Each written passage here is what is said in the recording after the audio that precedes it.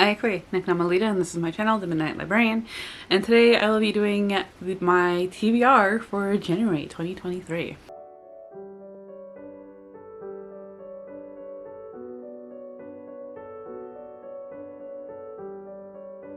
Okay, so I said in my goals video that I was going to change this up slightly, and it's mostly just the TBR choosing going to be the same. So I'm still going to use these Pokemon cards. I'm still going to, based off the prompt for the Pokemon type is going to be my TBR. I'm mostly just going to keep in mind that I listen to audiobooks a lot more quickly than I read physical books, and ultimately would like to finish more from my TBR, because I can tell you right now, December was not good. I would ultimately like to finish more from my TBR, and physical books aren't necessarily the way to go for that. I mostly listen to audiobooks, so that's the way I would like to go. I also am going to make it a challenge for me to basically, pending on, I'm still working this out, and I'll explain it better once I actually figure it out, but ultimately what I would like to do is create a challenge for myself that, pending on the TBR, how many books I was able to read from my TBR and what prompts they fulfill, or Pokemon cards they fulfill, when I read so many, then I can buy a new book. That is my ultimate goal for myself, to try to keep myself accountable for not having so many physical books. Yeah, we'll see how that goes, because ultimately I would like to continue reading new releases. Maybe it's just getting the audiobook for them, who knows. Let's just go ahead and figure out what I am to read for January 2023.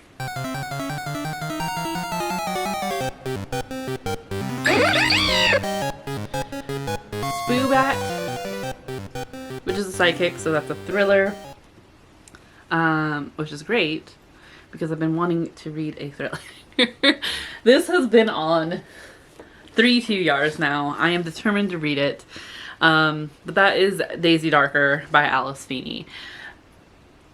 I have the dust jacket here somewhere, but I am determined to read this. I will get this read. This feels like the perfect time to do it. It is cold and windy and rainy right now. Daisy Darker is a family thriller. All these family members are going to their grandma's 80-something birthday on a tidal island. Once they get there, the tide comes in. They have like 8 hours before they can leave, and come a certain time of night, they find that grandma is dead. An hour later, another family member is dead. They're gonna have to spill some secrets. So yeah, I would like to read this. So that is my pick. Next. Perfect. Trainer, Digging Gloves. So Trainer is mood read. I am gonna hold off on this for right now and pick later.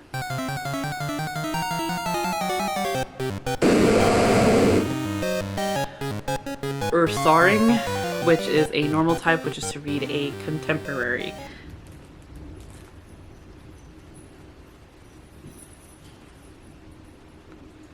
I don't know if you were able to hear that.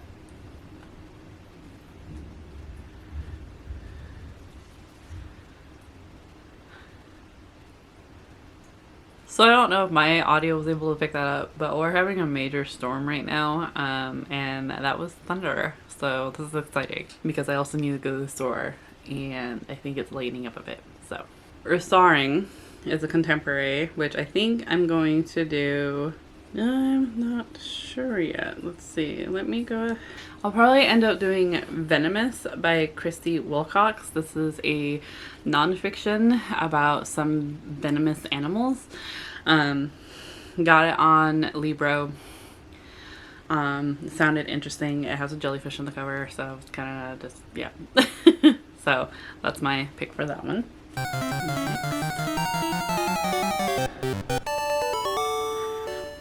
Okay, this is an energy card.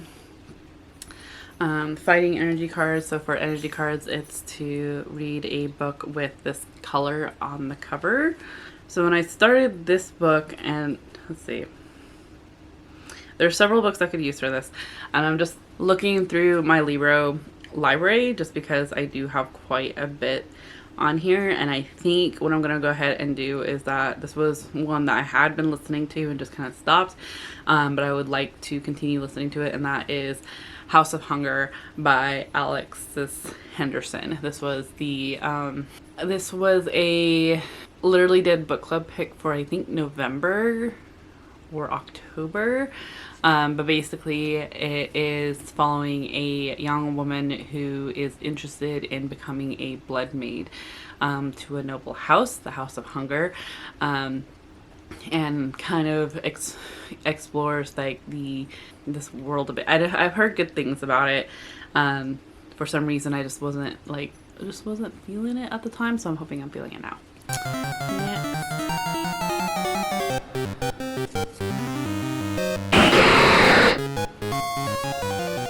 Sharpedo. Interesting, which is the evolved form of Carvana.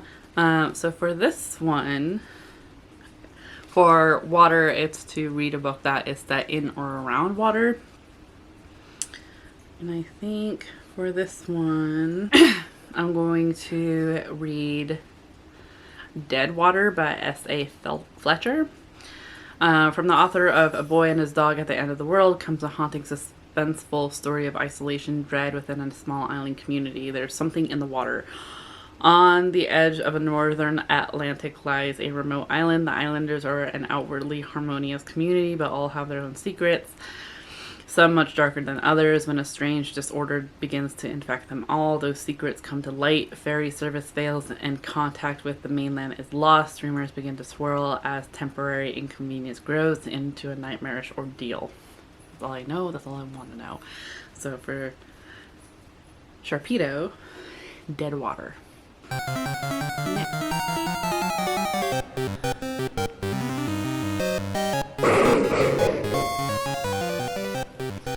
Okay, so this is an interesting... Okay, this is Drampa. It's a dragon. It's also reverse holo, so it's a backlist fantasy. Okay, so for Drampa, a reverse holo, so a backlist fantasy, I'm going to read The Last Graduate by Naomi Novik. This is the second book in the Deadly Education, no, Scholomance series. I've been wanting to get to it and just haven't yet, so that's my pick for that.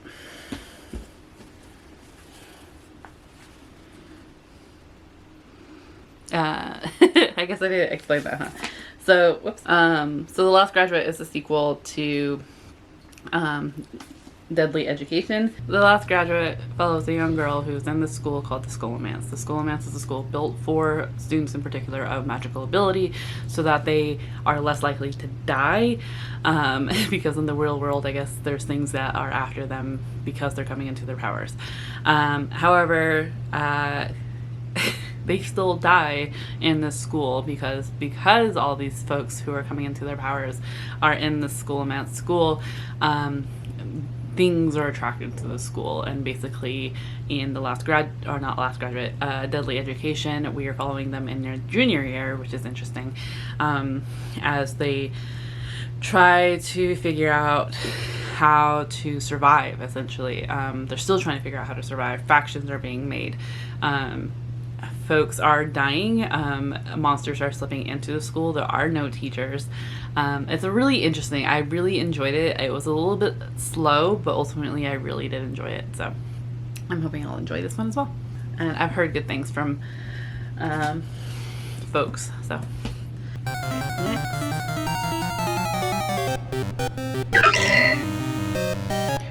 Punkaboo. Oh my god, he's so cute. So it's another psychic, so another thriller. I think I'm gonna go with another audiobook. I don't remember. I think this is gothic horror. I don't actually think it's thriller. So I probably won't go with that.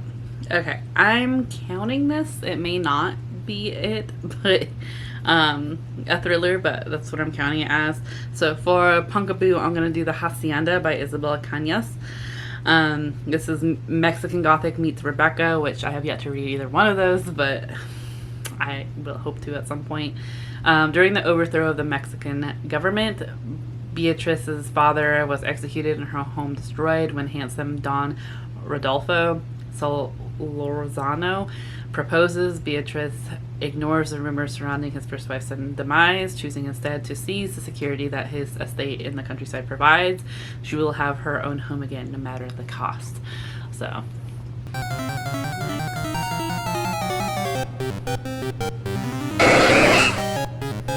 is Tentacool. It's another water Pokemon, which is another book based in or around water. And I think I'm going to go ahead and go with Rain, A Natural and Cultural History by Cynthia Barnett. This is a nonfiction and kind of self-explanatory. It is the subject of countless poems and paintings, the top of the weather report, and the source of the world's water.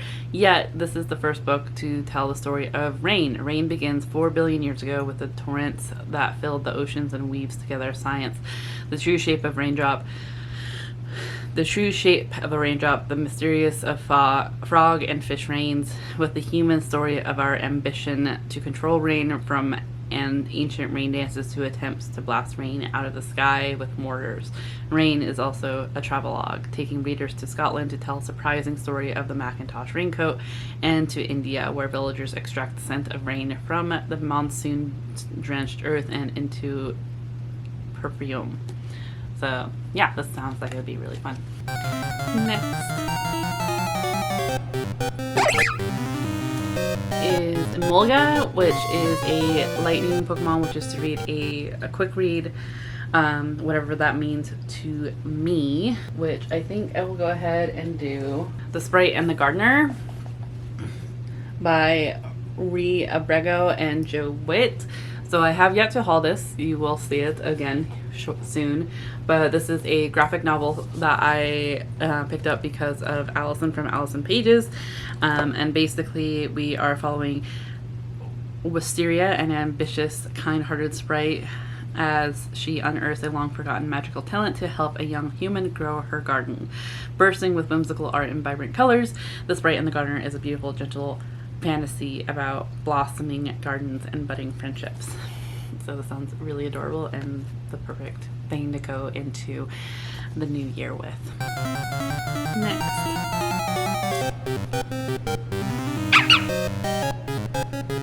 this is Lillipup, which is a normal Pokemon, which is another contemporary. Let me see if I have anything incoming on. No. So it's getting to the point of my physical books where I don't think it's realistic for me to finish any of them. But I mean, like I said, like I have been saying, I don't necessarily want, like, I just want options because I'm ultimately a mood reader. So having multiple audiobook options as well as physical book options is really nice. I don't expect to read all of them, but I would like to get a lot of them read. So I guess for contemporary, Because I Was a Girl, True Stories for Girls of All Ages, edited by Melissa de la Cruz. Because I Was a Girl is a collection of true personal stories from girls and women of all ages about the barriers they faced, the battles they've fought, and the dreams that they've brought to life. I know that one of the there's quite a few names in here that I recognize. So for instance, Elizabeth Acevedo, I know that I originally bought this because I knew she was in here. We also have Victoria Aveyard, Libba Bray. Those were the only two that I recognize, but there's a bunch of other voices as well. Jane Hawley, Suzanne Morrison, Anna Ponder, Rebecca Soffer, Margaret Stoll, Noor Naguri. So there's a bunch. So I'm hoping that this will be just a nice, this should be a very impactful, short-ish read for Lilliput. Last one.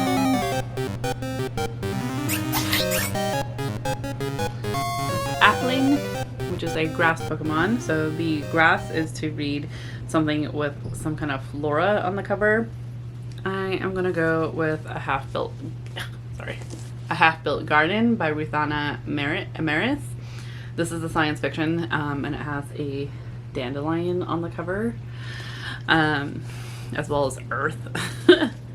But this is a science fiction, where on a warm March night in 2083, Judy Wallach-Stevens wakes to a warning of unknown pollutants in the Chesapeake Bay. She heads out to check what she expects to be a false alarm and stumbles upon the first alien visitors of Earth.